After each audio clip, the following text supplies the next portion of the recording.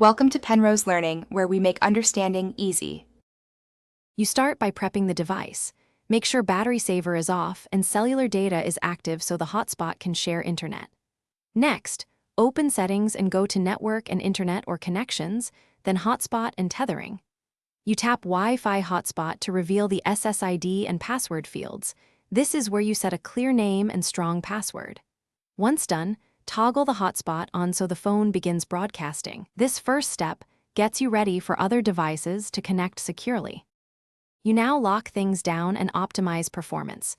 Choose WPA2 or WPA3 for encryption and enter a robust password so strangers cannot join.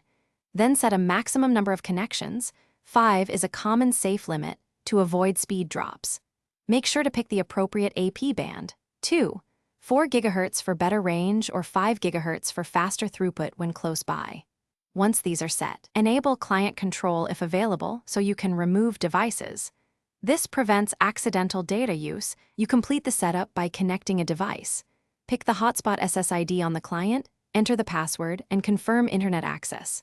While in use, watch cellular data usage and turn the hotspot off when idle to save battery and data.